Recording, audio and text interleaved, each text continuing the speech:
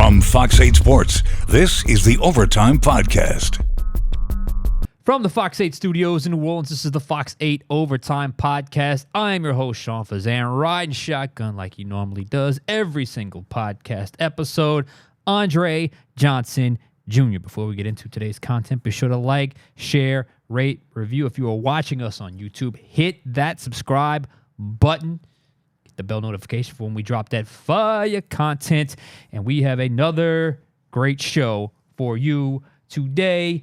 It is Thursday. It is getting closer and closer to the weekend. I know with the way your schedule works out, it kind of is your Friday. The way it kind of works out, you're normally off on Fridays and Saturdays. He's got a really good schedule, ladies and gentlemen. But we are getting into the month of April here. We're getting some new and some fresh Saints topics. And I think that's a good place to go here today with the big picture. But first things first, how you feeling on this Thursday? Feeling good, Sean. You know, last night I got to go to the Pelicans Orlando Magic game. Not a great game if you're rooting for the Pelicans. It's been a rough stretch for them, but we could spend about a 40-minute podcast talking about them. But got to see them last night, went to Tulane football practice this morning, so it's been active, but it's been really fun. I always laugh when people say, how's your off-season going? Like the NFL off-season. I'm like, what off-season? Like between everything else we have plus the NFL off-season events, we stay busy well into the summer. But for the big picture today,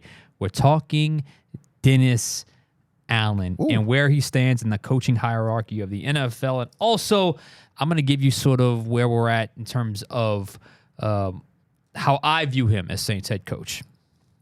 Sean, we're at the point of the offseason where a lot of lists and rankings start coming up. And there was one particular list on NBC Sports that ranked all of the active head coaches. And Dennis Allen on that list ranked last. Now, that's not including the first-year head coaches and the new guys joining new teams. So, not including them. Of the 24 other guys, Dennis Allen, 24 of 24. Ooh, so 24th out of 24. Correct. So dead last out of all the returning coaches. Dead last.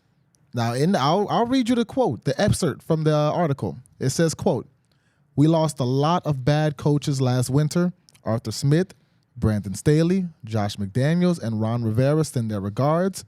That means we are left with the merely mediocre to round out our list. No one is more committed to the bid than Dennis Allen," says NBC Sports. A defensive coordinator trapped in a head coach's body, Allen has treated Sean Payton's leftover offense like a museum heirloom that disintegrates if you touch it. This is an attack that hasn't been innovated in 3 years, right down to banging Alvin Kamara between the tackles for no reason and rushing Taysom Hill onto the field anytime there's a critical down. Well, it's not entirely true that there's been no innovation. Allen has decided to find out just how boring Drew Brees-style quarterbacking can become, per ABC Sports. Andy Dalton pushed the envelope in 2022. Derek Carr reached new heights in 2023. Allen, who admittedly takes care of business on defense, has finally moved on from the Peyton ball on offense, but replaced it with Kubiak ball. Now, not Gary, but Clint. It's a fine system in a vacuum. It's also become mummified under Clint with no new wrinkles inserted since the Peyton Manning days in Denver. Maybe the 2023 49ers passing game coordinator learned something under coach Kyle Shanahan. That's what the Saints season and Allen's future employment hinges on. This old Kubiak dog picking up some new Shanahan tricks. I suppose there are worse plans, but I'm not seeing many from 2024. Now, that was a lot from NBC Sports about Dennis Allen. Long story short, they are not very confident in the Saints head coach. Yeah, I think the national lens, that the national lens would have that feeling about him, which, look, honestly, I didn't see anything that was egregious or really out of bounds when it came to Dennis Allen. That description is not entirely surprising. Not entirely surprising that's how they view him. I thought they said the magic word there when they said, not bad but mediocre, because I think that's what it's kind of settled into. But I think it really is a good time to have a true and honest discussion about who Dennis Allen currently is as a head coach. We know most of you watching right here, right now, aren't on Team DA. I get that, but he's back for year 3. He was never going to be fired. We know that, and there are signs that year 4 is probably going to happen as well, but you never quite know what the future holds. So I'm going to get into this here, so bear with me.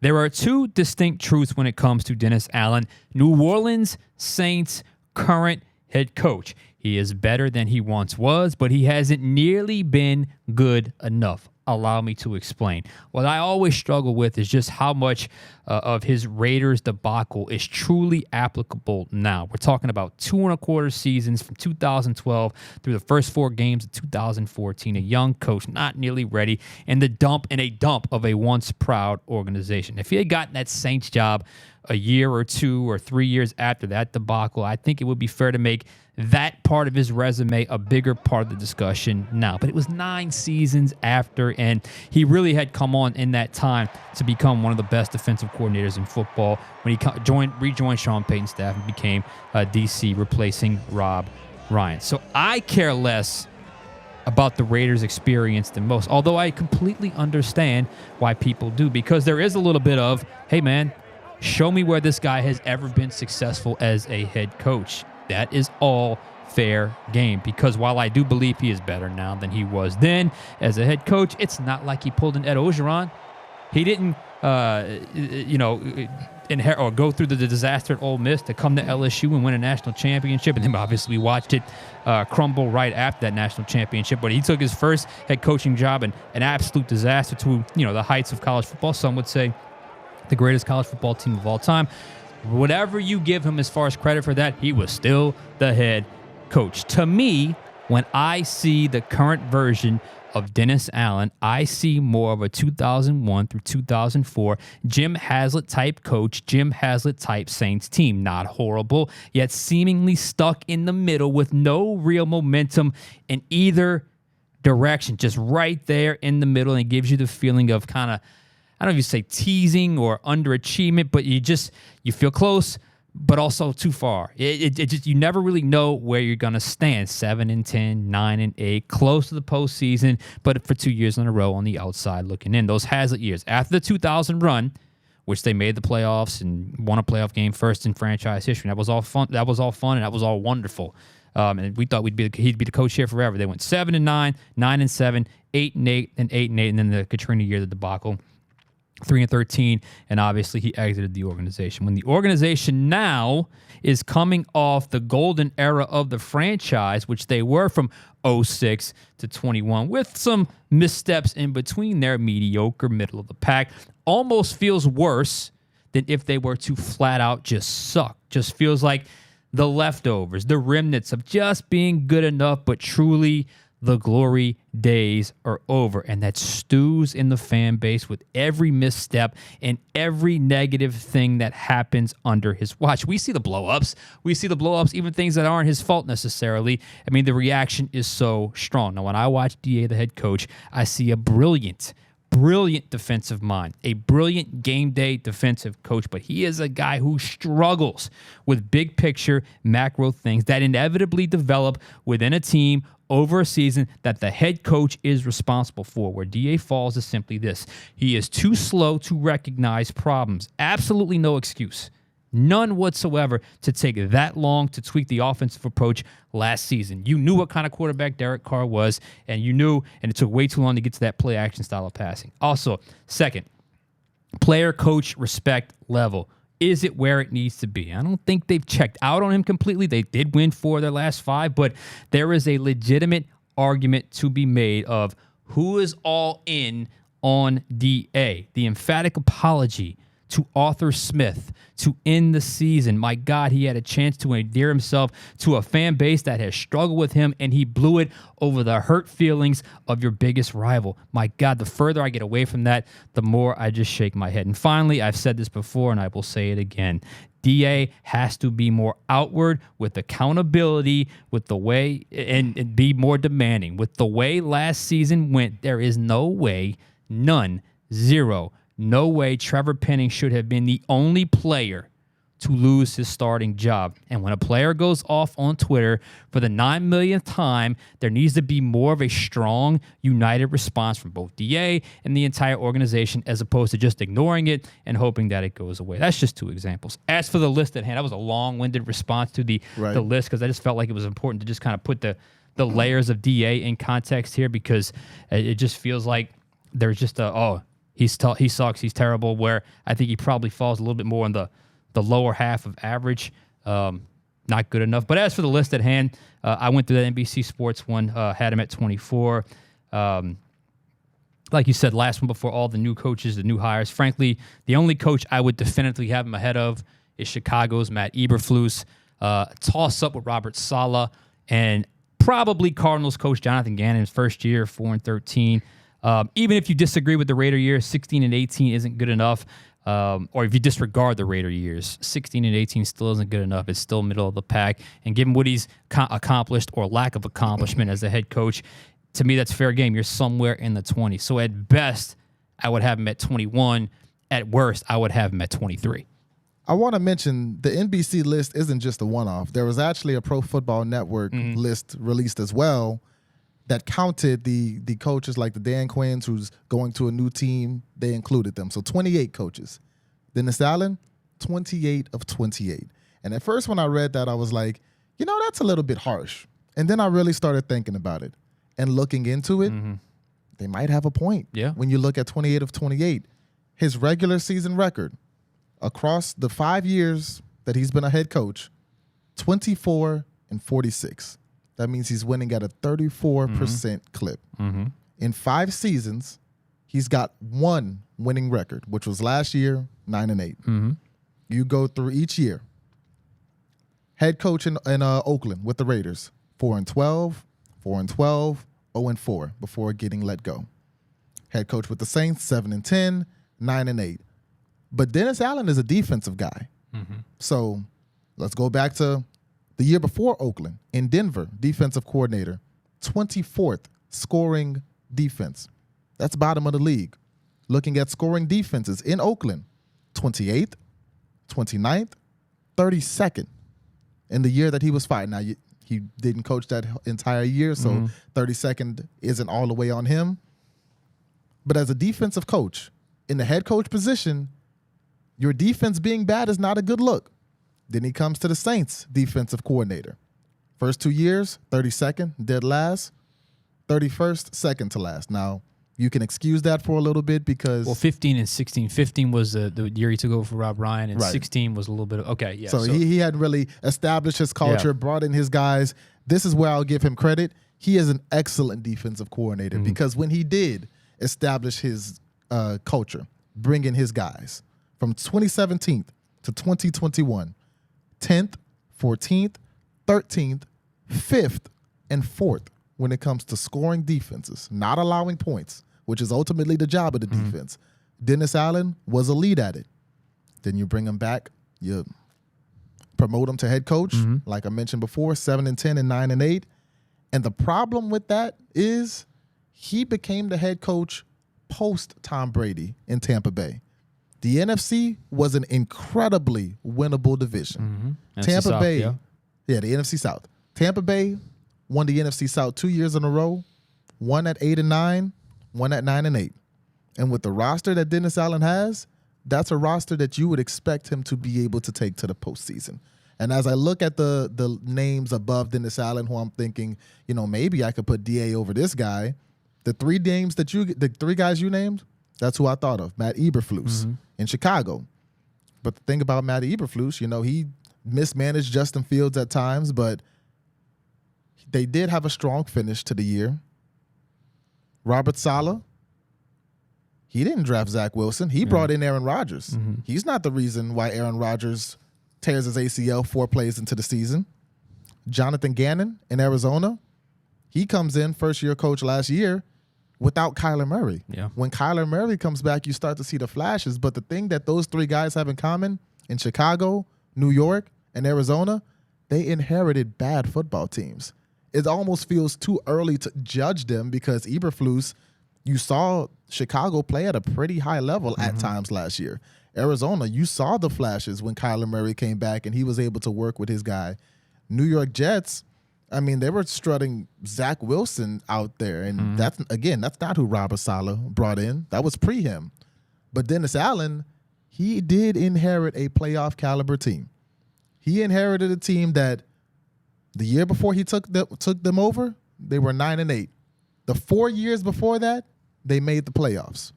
Dennis Allen inherited a team that was good enough to make the playoffs in a division where it was incredibly easy to make the playoffs, yet he has not gone to the postseason as the head coach of the Saints. And I think that's the biggest strike against him when you look at him in comparison to other head coaches. So when you look at these lists that have him ranked 24 out of 24, 28 out of 28, I understand it because he had a lot more than some of the guys ahead of him, and he's done a lot less with it. Yeah, now here's where I'll jump in on that as well, because I would almost put the Saleh, Gannon, and Eberflus, you can almost put them in the pseudo newcomer category. Right. We don't really know. It's too soon to tell, in a way. So I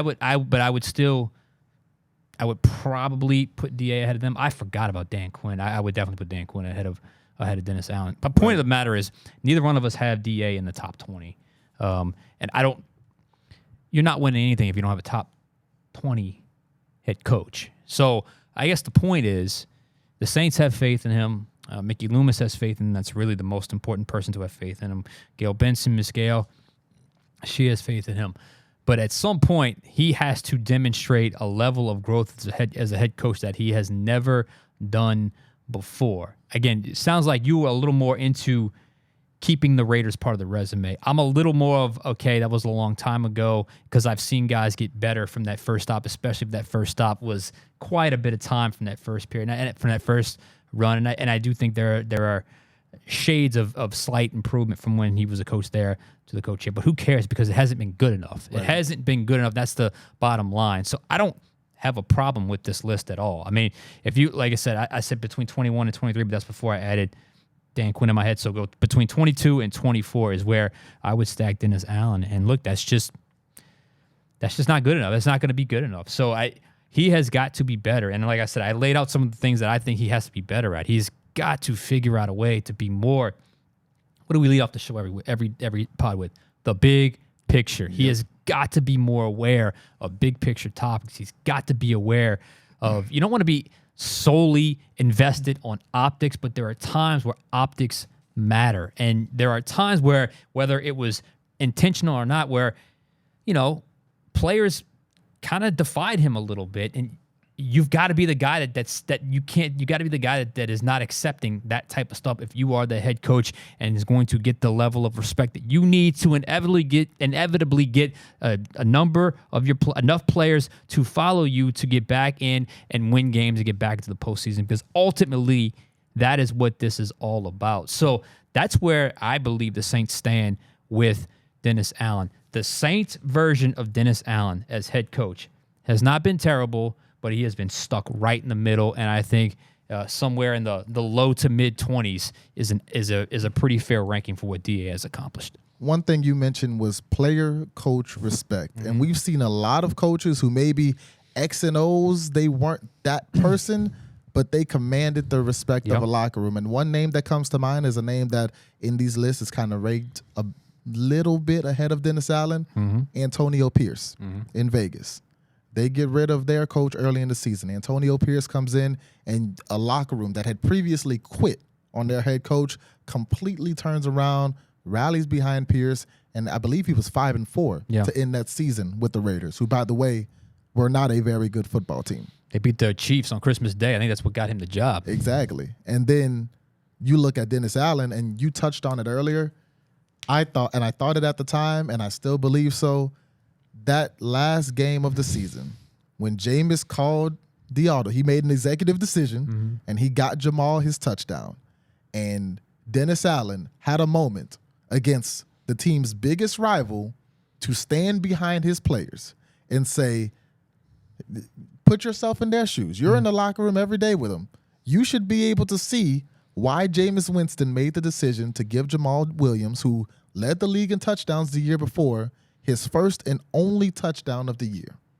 You should be able to put yourselves in the shoes of your players and stand on their side. But instead, when we went into that post-game press conference, not only was he apologetic to Arthur Smith, he took the other side and really was pretty harsh when he spoke on the decision that Jameis made. And it's like, you had an opportunity to be on this side, back your players, and I think you would have earned a lot of respect in that locker room. Especially the fan base as well. Especially against Atlanta.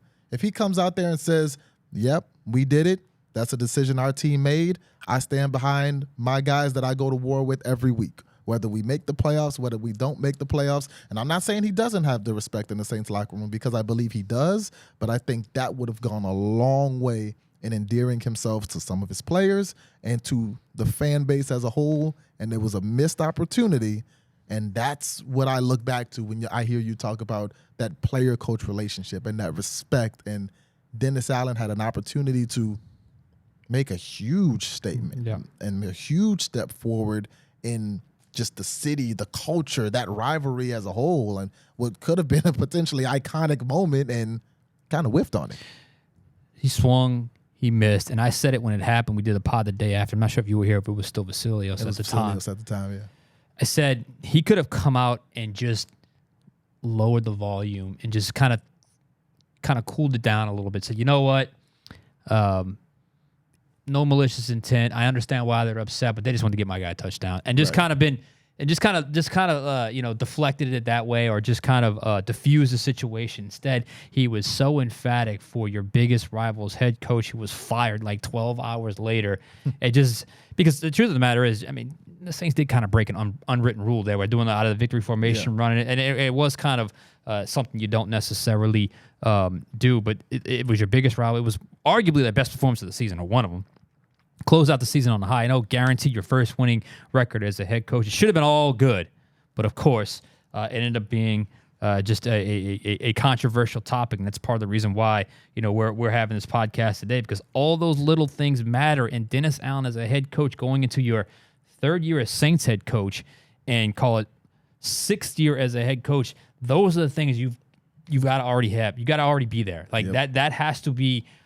You cannot still be making those types of mistakes as a head coach, both from a X's and O's football standpoint, but also from an optics, locker room, player, coach, respect sort of antics, or respect level as well. Not just with that type of situation where you got to rally behind your guys, but also when it's time to get out in front and call somebody out if you have to, or bench somebody if you have to, because I think that's both sides are a part of the equation of head coach that he has yet to quite master since he's been here with the Saints.